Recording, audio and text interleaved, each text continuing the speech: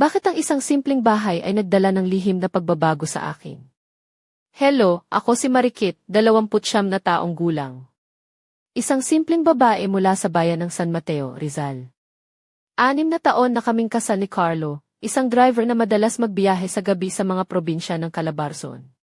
Ako naman ay nagtatrabaho bilang isang tagapag-ayos ng buhok sa isang maliit na salon sa bayan namin. Bagaman simple ang buhay namin, unti-unti nang nagiging malamlam ang aming pagsasama, ang dating init ng pagmamahalan ay napalitan ng katahimikan at pagkapagod. Nagsimula ang lahat sa isang kakaibang amoy sa aming bahay noong isang malamig na hapon ng tag-ulan. May bahid ng basa na tila ba nananatili sa hangin ng aming pasilyo. Hindi naglaon, napansin ko ang mga kulay abot itim naman sa kisam at ilalim ng aming paliguan. Sa simula, inisip ni Carlo na simpleng problema lang ito sa likod ng lumang kable at mahinang bentilasyon ng aming maliit na bahay sa Barangay San Roque. Ngunit nang dumating ang eksperto, sinabi niyang may amag kami sa loob ng bahay at kailangan itong linisin ng lubusan, isang proseso na tatagal ng hindi bababa sa 1 linggo at hindi kami pwedeng manatili doon habang ginagamot. Nag-alala ako. Wala kaming sapat na pera para magrenta ng ibang lugar, at wala rin kaming kamag-anak malapit para hingan ng tulong. Sa gitna ng aking pagkabalisa, nag-alok si Carlo na pumunta kami sa bahay ng kanyang tiyuhin, si Mang Delfin, isang matandang lalaki na nakatira ng mag-isa sa isang lumang bahay sa barangay ng Talipapa, isang maliit na bayan sa bayan ng Rodriguez. Hindi ako gaanong komportable sa ideya.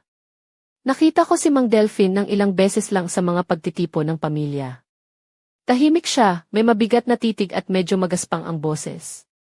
Palaging may distansya sa pagitan namin, pero parang napapansin niya ang may mga bagay akong hindi dapat malaman. Ngunit pilit akong nagpaubaya, kaya't pumayag ako.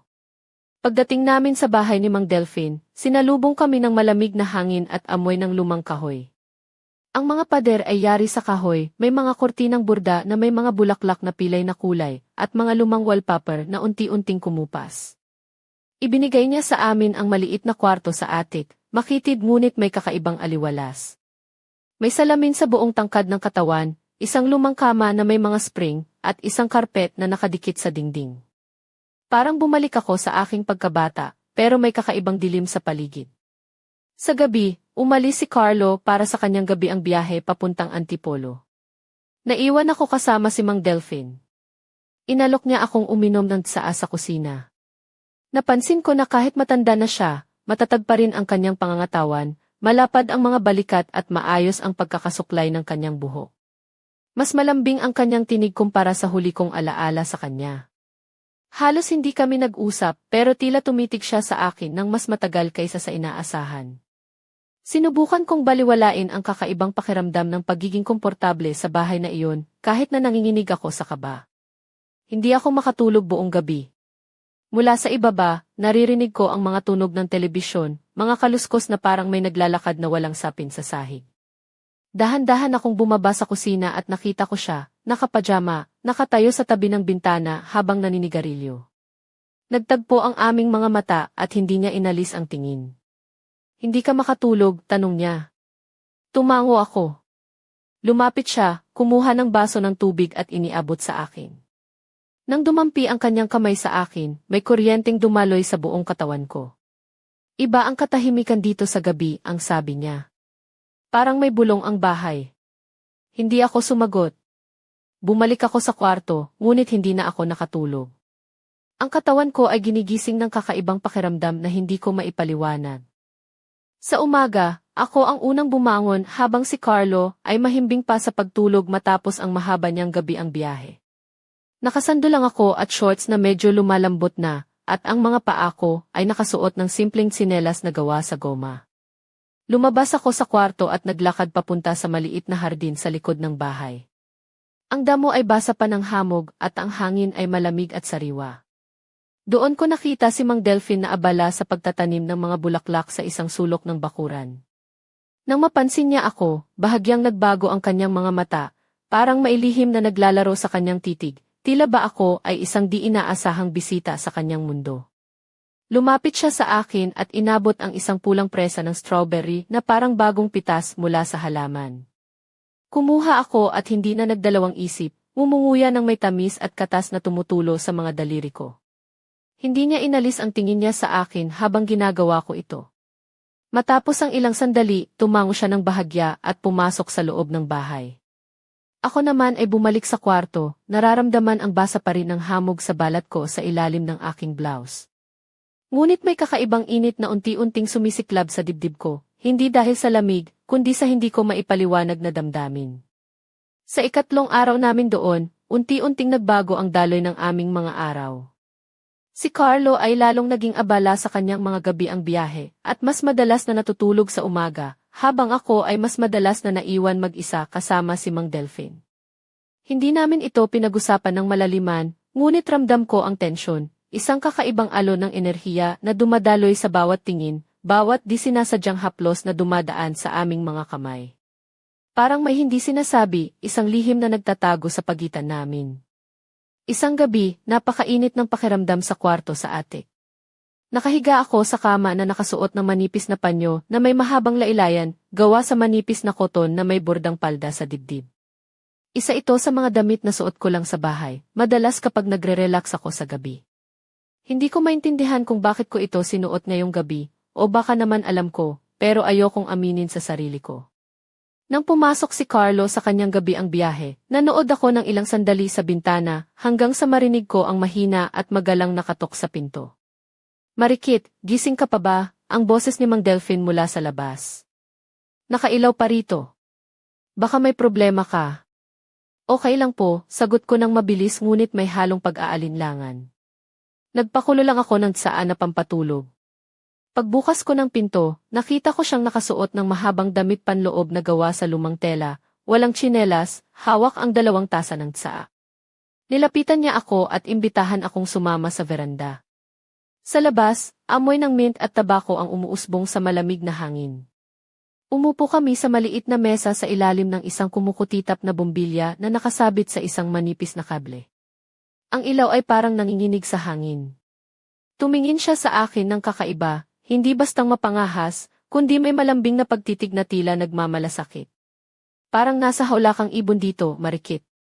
Nakikita ko iyon, ang kanyang mga salita na may malalim at mahinahong tinig. Pinipilit mong itago lahat. Lumayo ako ng tingin, humigop ng mainit na tsaa. Ang init ay tumusok sa dibdib ko, parang paalala na hindi ako sanay sa katahimikan ng bahay na ito. Strange place, bulong ko sa sarili. Maaaring kakaiba nga, pero totoo ang bahay na ito, sagot niya nang hindi inaalis ang tingin sa aking nakahawak na kamay sa mesa. Dahan-dahan niyang nilapat ang mga dulo ng mga daliri niya sa akin, hindi buong kamay, kundi kakaunting dulo lamang. Ngunit ang haplos na iyon ay parang kuryente na dumaan sa aking gulugod. Hindi ako umalis ng kamay. Pasensya na, mahina niyang bulong habang hindi pa rin inaalis ang mga daliri. Pagod na ako, sagot ko nang may bahagyang pag-iyak sa boses. Tumayo at umakyat sa kwarto. Ngunit sa dibdib ko, patuloy ang pagtibok at ang manipis na panyo ay dumikit sa likod ko dahil sa pawis. Humiga ako pero hindi ako makatulog. Sa ilalim ng kumot, naramdaman ko pa rin ang haplos na iyon sa aking balat. Parang nakikinig ang buong katawan ko sa sandaling iyon. Ang mga nerbiyos ko ay tila mga pisi na sobrang higpit. At nang hindi na ako nakatiis, inilagay ko ang aking kamay sa pagitan ng aking mga hita. Iniisip na hindi si Carlo, kundi si Mang Delfin. Ang umaga ay muling dumating na may katahimikan, pero iba ang dating nito. Si Carlo ay mahimbing pa rin sa kama, ang kanyang hininga mabigat at malalim, habang ako ay nagdesisyong maglakad-lakad sa palengke ng bayan ng San Mateo. Naka-summer dress ako, may mga bulaklak na disenyo, maluwag, na maihiwa sa gilid na nagpapakita ng kaunti ng aking mga hita. Wala akong suot na panty, at naramdaman ko ang simoy ng hangin na dumadaloy sa balat ko, isang pakiramdam ng kalayaan na hindi ko matagal na naramdaman. Habang naglalakad, napansin ko ang tingin ni Mang Delfin mula sa kanyang maliit na workshop sa likod ng bahay. Nasa tabi siya habang inaayos ang isang lumang lampara. Hindi siya nagsalita, ngunit ramdam ko ang kanyang titig na dumulas sa akin, hindi bastang nagmamasid lang, kundi isang masinsinang pagtatasa, parang sinusukat niya ang bawat galaw ko. Pagkatapos ng tanghalian, tumulong ako sa kanya sa pagtatanim sa hardin. Pinutol ko ang mga tuyong sanga ng mga rosas habang siya ay nakatayo sa likod ko.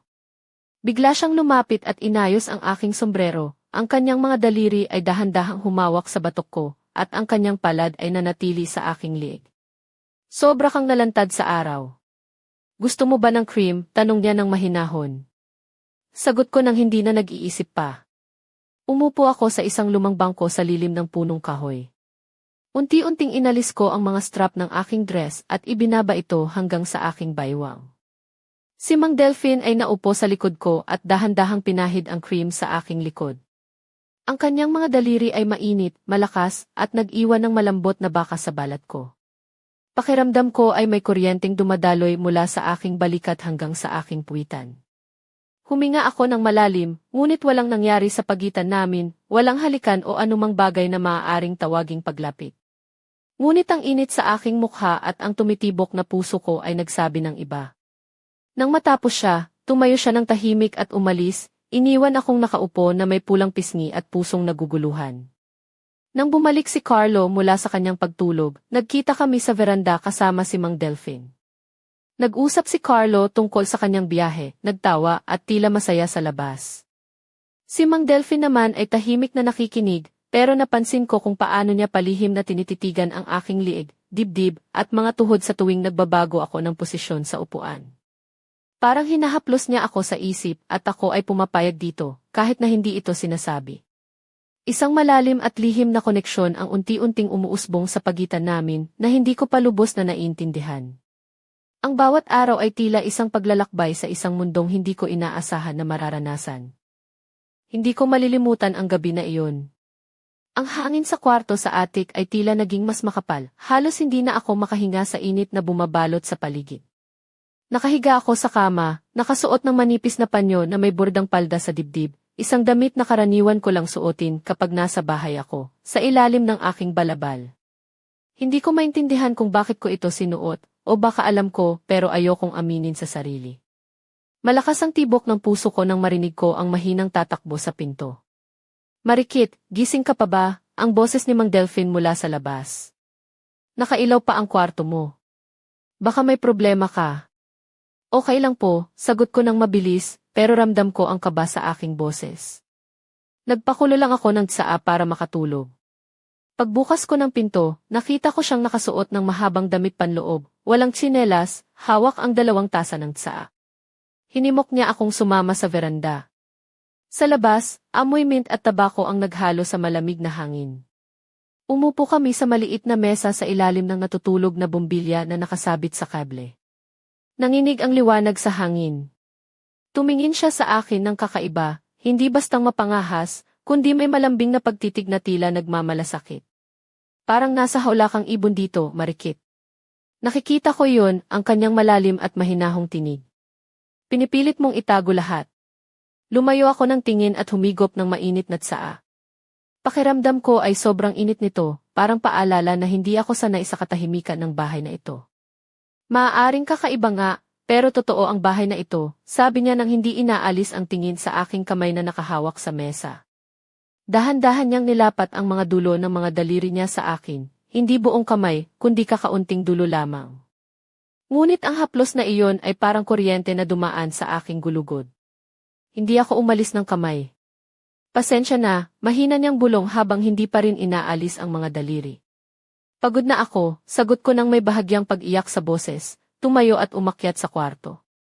Ngunit sa dibdib ko, patuloy ang pagtibok at ang manipis na panyo ay dumikit sa likod ko dahil sa pawis. Humiga ako pero hindi ako makatulog. Sa ilalim ng kumot, naramdaman ko pa rin ang haplos na iyon sa aking balat. Parang nakikinig ang buong katawan ko. Ang mga nerbiyos ko ay tila mga pisi na sobrang higpit.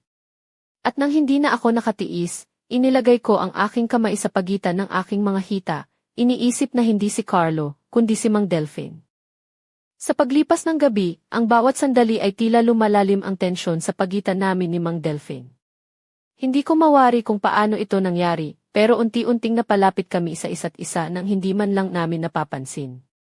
Sa bawat haplos na hindi sinasadyang dumaan sa aming mga kamay, sa bawat mga titig na nagtatagal ng lampas sa inaasahan, nararamdaman ko ang isang kakaibang apoy na unti-unting sumisiklab sa loob ko. Isang gabi, habang nakaupo kami sa veranda, ang liwanag ng buwan ay naglalaro sa balat ko, nakasuot ako ng isang mahabang itim na saya na medyo manipis sa mga gilid at isang blouse na bahagyang bumabalot sa aking mga balikat. Ang saya ay bahagyang nagkikiskisan sa aking mga hita at hindi ko maiwasang maramdaman ang init na dumarating sa aking katawan. Si Mang Delphine ay lumapit, tahimik at mahinahon.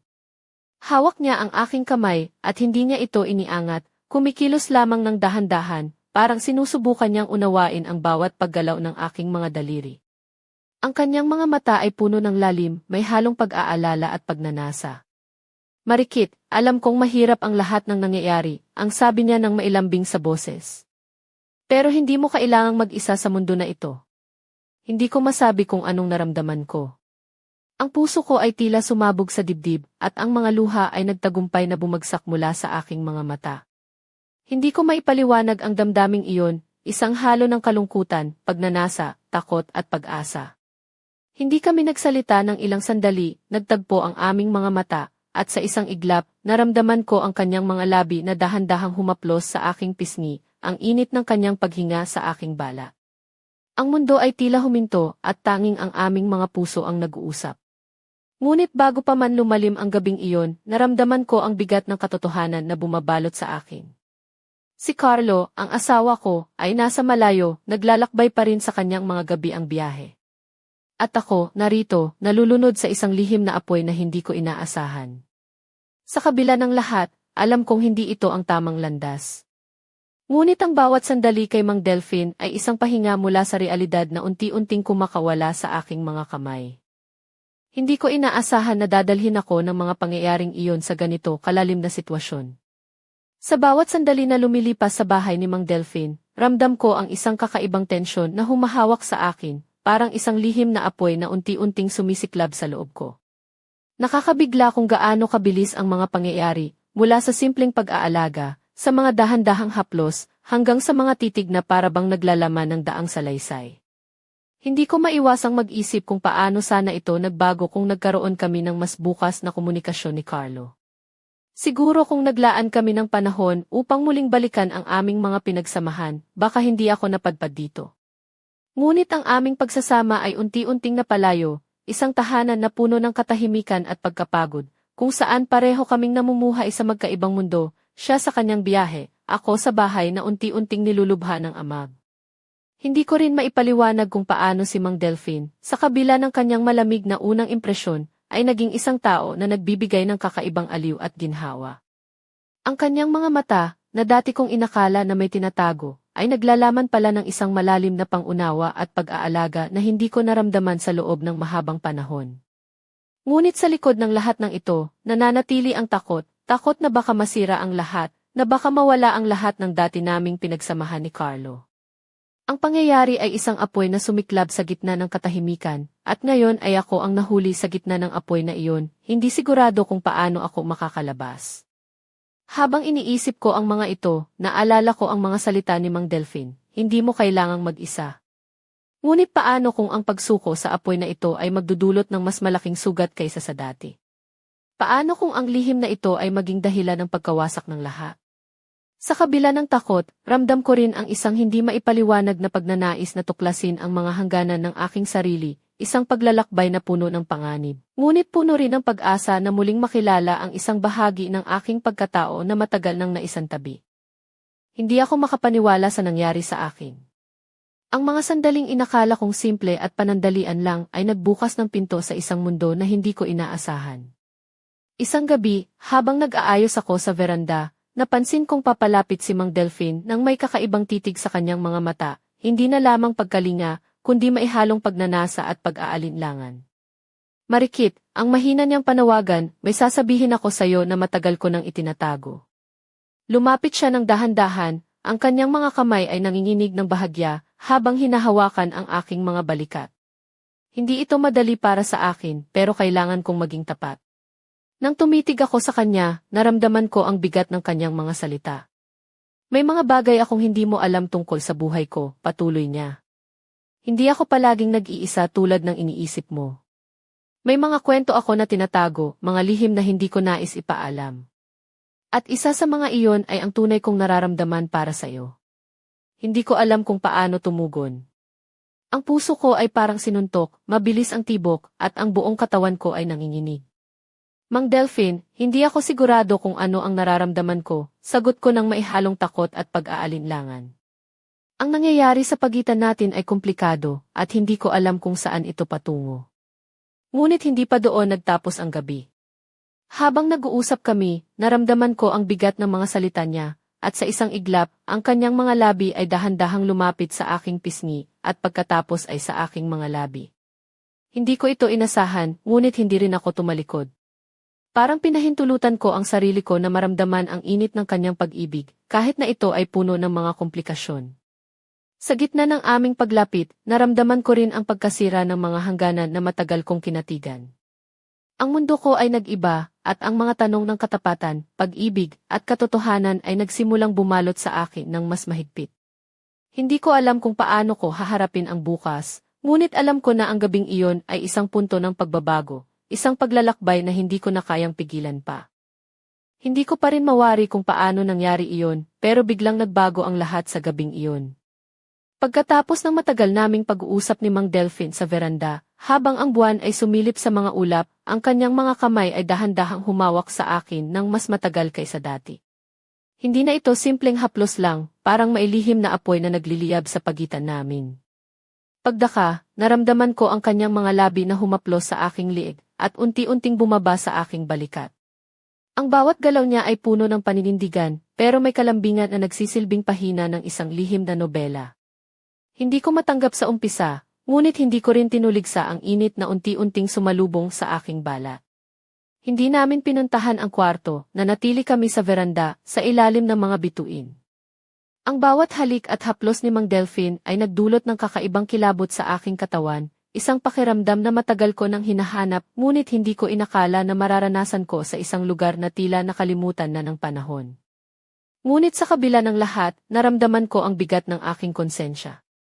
Si Carlo, ang asawa ko, ay nasa malayo, nagtatrabaho ng husto para sa amin. Ang aking puso ay parang nahahati sa pagitan ng dalawang mundo, ang mundo ng katotohanan at obligasyon, at ang mundo ng lihim na pagnanasa at pag-asa. Sa bawat sandali, ang bahay na ito ay tila isang buhay na nilalang, nakikinig, nakamasid, at nagtatago ng mga lihim namin na hindi pa handang ilabas. Ang mga pader nito ay parang naglalaman ng mga kwento na hindi pa nasasabi, at ako ay bahagi na ng kwento na iyon. Nang bumalik ako sa kwarto, ang aking katawan ay nanlalambot, ang isip ko ay gulo. Hindi ko alam kung ano ang magiging bukas, pero isang bagay ang malinaw, ang buhay ko ay hindi na magiging pareho. Ang mga lihim na ito ay nagsimula na, at wala na akong magagawa kundi harapin ang mga ito, isang hakbang sa bawat pagkakataon. Parang isang apoy na hindi na kayang patayin ang mga pangyayaring iyon sa bahay ni Mang Delphine. Ang bawat gabi ay naging isang palabas ng damdamin at lihim na pagnanasa na hindi ko inakala na mararanasan ko. Ang mga haplos, mga titig, at mga salita na hindi sinasabi ay naging mga himig ng isang tugtugin na umaalingaw sa bawat sulok ng lumang bahay. Isang gabi, habang nakahiga ako sa kama sa atik, nakasuot ng manipis na panyo na may bordang palda sa dibdib, naramdaman ko ang init ng katawan ko na tila naglalagablab. Hindi ko mapigilang isipin ang bawat haplos ni Mang Delphine, ang init ng kanyang mga kamay na dumampi sa aking likod, ang lambing ng kanyang mga labi sa aking balat, at ang bawat titig na tila ba naglalaman ng mga pangakong hindi pa nasasabi. Ang mga pangyayaring iyon ay naging isang matinding pagsubok sa aking puso at isip. Ang bawat sandali ay puno ng tensyon, ng pagnanasa, at ng takot na baka masira ang lahat. Ngunit sa kabila ng lahat, naramdaman ko ang isang kakaibang kalayaan, isang pakiramdam na muling nakakakilala ako sa aking sarili, sa aking nais, at sa aking mga pangarap. Ang bahay na ito, na dati kong inakala na isang lugar ng katahimikan at lungkot, ay naging isang entablado ng mga damdaming matagal ko nang itinatago. Ang bawat pader ay parang sumasaksi sa aking mga lihim, at ang bawat sulok ay naglalaman ng mga kwentong hindi pa nasasabi. Ngunit sa kabila ng lahat ng ito, hindi ko pa rin alam kung paano magtatapos ang kwento. Ang aking puso ay nahahati sa pagitan ng dalawang mundo, ang mundo ng aking asawa na si Carlo, at ang mundo ng lihim na pag-ibig kay Mang Delphine. At habang lumalalim ang gabi, ang mga tanong ay patuloy na bumabalot sa aking isipan, ano ang aking pipiliin? Ano ang magiging kapalaran ng aming mga puso? At sa huli, sino ang magwawagi sa laban ng pag-ibig at katotohanan? Umaga na nang muling bumalik si Carlo sa bahay, dala ang amoy ng langis ng makina at pagod ng mahabang biyahe. Nasa veranda kami ng tatlo, si Mang Delphine, siya, at ako, nakaupo sa pagitan nila, ngunit ramdam ko ang pagitan namin ay lumalawak ng hindi natin sinasadya. Nakasundress ako na kulay asul, may manipis na strap at malambot na tela na dumidikit sa aking katawan, lalo na sa baywang at balakang. Wala akong suot sa ilalim at ramdam ko ang bawat paggalaw ng tela sa aking bala. Hindi ko maiwasang maramdaman ang tingi ni Mang Delphine na palihim na dumulas mula sa aking liig hanggang sa aking mga tuhod tuwing ako'y mag-aayos ng aking posisyon. Si Carlo ay ngumiti ng bahagya, nagkwento tungkol sa mga kaganapan sa biyahe, ngunit hindi ko mapigilang mapansin ang bigat sa kanyang mga mata, ang paraan ng kanyang pagtitig sa akin na tila may sinasabi, ngunit hindi kayang ilabas. Si Mang Delphine naman ay tahimik, ngunit palihim niyang inilapit ang kanyang tuhod sa aking ilalim ng mesa, at bahagyang dumampi ito sa aking hita. Hindi ako umatras, bagkus ay naramdaman ko ang init na kumalat sa aking katawan.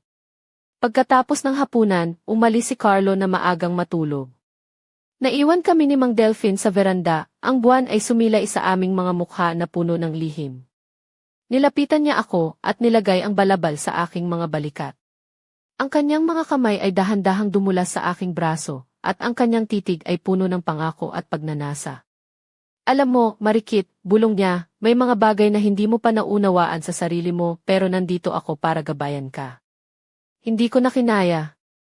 Hinawakan ko ang kanyang kamay at sa isang iglap ang mundo ko ay nag-iba.